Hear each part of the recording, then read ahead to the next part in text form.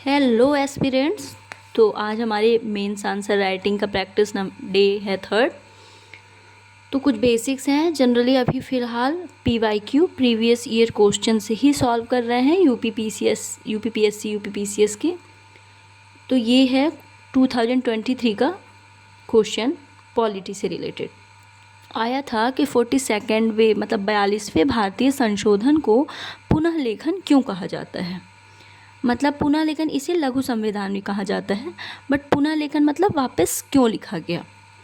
तो एक इंट्रो डाल देंगे क्योंकि ये 125 वर्ड्स का है। तो इंट्रो में हमारा जो 15 to 20 वर्ड्स आप कोशिश करना जो है उसका इंट्रो देने के लिए। तो मैंने जैसे लिखा है, मैं जो भी बता रही हूँ ये एक सैम्पल पेपर या आइडिया पेपर है। आप इसमें कुछ भी चेंजेस कर सकते हैं या फिर और ज़्यादा इम्प्रूव अगर कर सकते हैं तो आपके लिए हेल्पफुल होगा। 42वां संविधान संशोधन 1976 में, जिसे लघु संविधान भी कहा गया, इसने संविधान की मूल संरचना में व्यापक और परिवर्तनकारी परिवर्तन किया। अब रीज़न क्या है कि इसे हम पुनः लेखन कहते हैं या फिर लघु संविधान कहते हैं। तो जो उसमें मेन चेंजेस हुए वो मैंने हाईलाइट किया। देखिए, तो मैंने 1 by 1 किया है। प्रस्तावना, समाजवादी, धर्मनिरपेक्ष और अखंडता को जोड़ा गया इसके द्वारा। 7वीं अनुसूची 7th शेड्यूल 5 विषयों को राज्य सूची से समवर्ती सूची में स्थानांतरित किया गया, ट्रांसफ़र किया गया। मौलिक कर्तव्य अनुच्छेद 51A में जोड़ा गया, जिसमें 10 मौलिक कर्तव्यों को परिभाषित किया गया। पहले हमारे फंडामेंटल ड्यूटीज़ जो है वो ऐड नहीं थे, उन्हें जो है 42nd अमेंडमेंट के थ्रू ऐड किया गया है। DPSP डायरेक्टिव प्रिंसिपल अनुच्छेद 39 में संशोधन तथा 39A, 43A, 48A में 3 नए DPSP जोड़े गए। न्यायतंत्र से रिलेटेड जिसमें आता है उच्च न्यायालय की न्यायपालिका शक्तियों में कटौती की गई। भाग हो जाएगा जो हमारा ये 14th A, article 323A, article 323B में न्यायाधिकरण जोड़े गए। तो आपने ये कुछ चेंजेस देख लिए, एक दो चेंजेस और देख लेते हैं।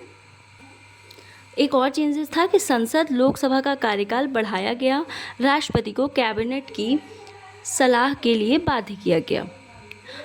ये हमने कुछ चेंजेस बता दिए। उसके बाद जो है एक कंक्लूज़न, इसमें वे फॉरवर्ड भी हो सकता है, आप क्या परिवर्तन कर सकते हैं, क्या समाधान दे सकते हैं, बट जनरली इसने आप क्योंकि कॉन्स्टिट्यूशन में आप कुछ वे फॉरवर्ड नहीं दे सकते हैं, है ना।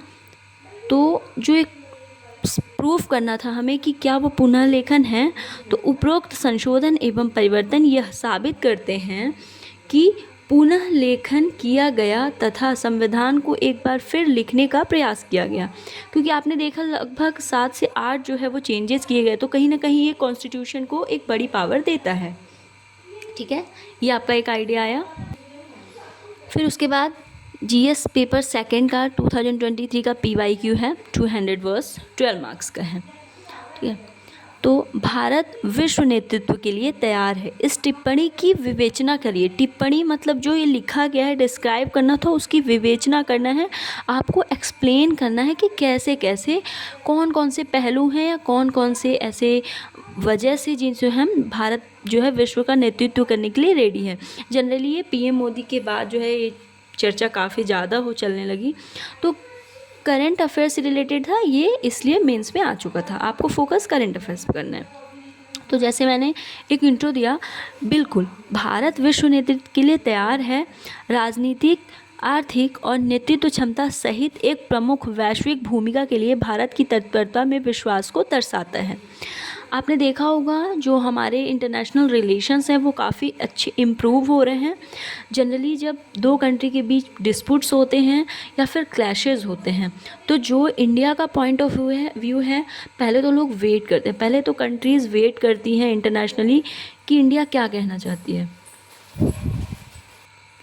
और मध्यस्थता के लिए भी इंडिया का वेट किया जाता है कि वो क्या वर्ड्स यूज़ करती है।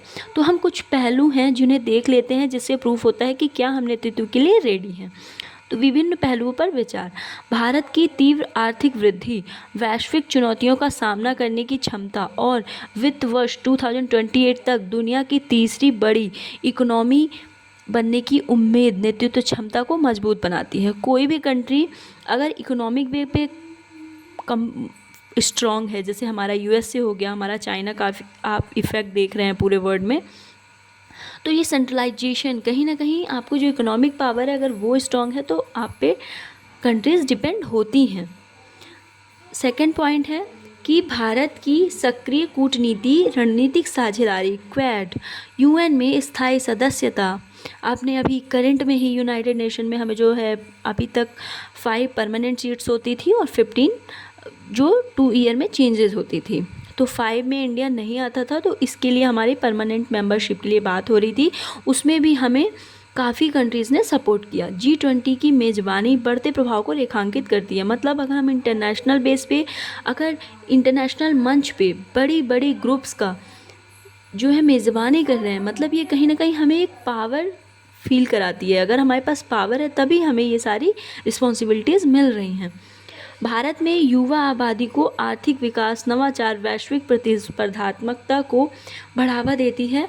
जननांकी लाभांश भी आपको पता है अभी विश्व में इंडिया ऐसा है जिसके पास सबसे ज़्यादा यूथ हैं, तो ये जनांकीय लाभांश में आता है। तो हम इसे कहीं ना कहीं फ्रूटफुल बना सकते हैं। इसका परिणाम जो है हम सकारात्मक रूप से प्राप्त कर सकते हैं अगर हम उन्हें अच्छी स्किल्स देंगे।